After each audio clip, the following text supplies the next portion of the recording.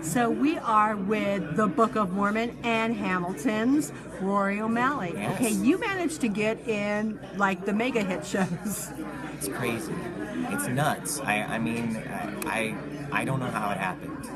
And I'm sure when we figure it out, people will pay for what they've done to Broadway with me being in these crazy, amazing shows. But yeah, it's daunting when I think about it too much. Is there a composer or a lyricist that you'd really like to work with that you haven't? Oh, Stephen Sondheim. You know, I know that's the easy answer, but there's a reason. Yes and no. Yeah, I mean, I grew up absolutely in love with everything he wrote, and yeah, I would love to be able to work with him or just work on his material in anything. If you had to choose a song that says who Rory O'Malley is, what song would that be? That's a big question. I don't know why the first song that came to my head was "I'm Not That Smart." What does that say about me? Maybe that was the first song that came to my head. Says more about me than the actual song does.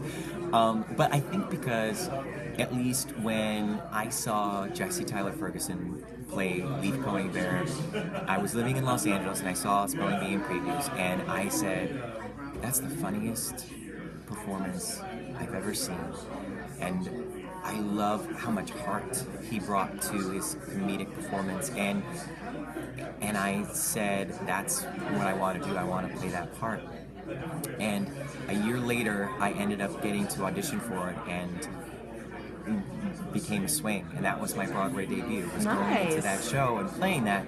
And I think that song, if you know, the title is "I'm Not That Smart," but it really is about someone realizing their power and that they are smart enough, you know.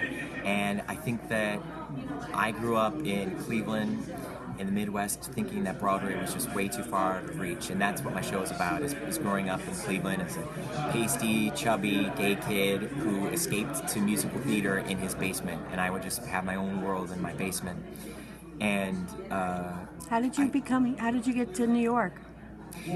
well, I went to Carnegie Mellon in Pittsburgh for musical theater, and then I actually ended up going to Los Angeles and was in Happy Days the Musical for Mr. Gary Marshall, the late great Gary Marshall. I got to interview him. He's amazing. Oh, the best. He was just the best. And I worked for him for years and really got to be able to make a home in his theater, the Falcon Theater, which is now going to be renamed the Gary Marshall Theater. It makes me so happy. And then I actually went to New York with him for a showcase of Happy Days the Musical. And I think that's when I saw Spelling Bee and saw that performance, and I realized that to be a part of something that great, I just had to move to New York and be here. And I ended up being in Spelling Bee, and luckily a couple years after Spelling Bee, I was here and working as a temp in a financial firm, and got the call about a show that was starting called The Mormon Musical that the South Park guys were writing with Bobby Lopez. And that call changed my life. And I was at, the right place, right time, and luckily I was here, and so it's a lot of how I got here. It's being inspired by a lot of really great people: Gary Marshall, Jesse, Tyler Ferguson, the Broadway itself. It's been calling me for a really long time to get to New York, and getting to be a part of these two wonderful, huge shows and Spelling Bee it's made the little chubby gay boy in Cleveland who sang by himself in his basement really, really proud. And when are you performing at Feinstein's 54 Below? I will be at Feinstein's 54 Below on Sunday, December 11th and Monday, December 12th, both at 9:30. And one more question.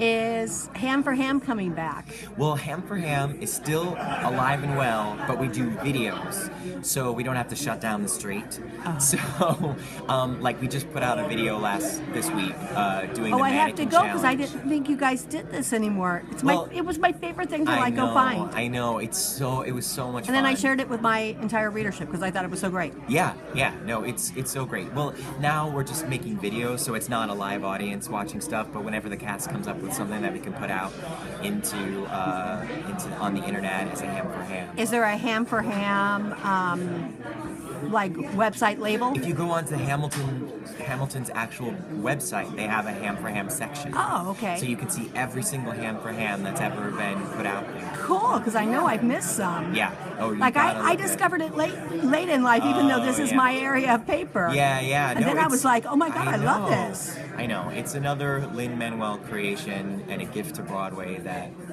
again, I always say that his talent as a writer is huge. He's a genius. But I think what's even greater about him is that he's able to share Broadway with the masses and share his show and share his love of Broadway with so many people. And that's a real gift that he's given to all of us. And what is the one thing you'd like everybody to know about Rory O'Malley? I would like people to know that I am I'm just a simple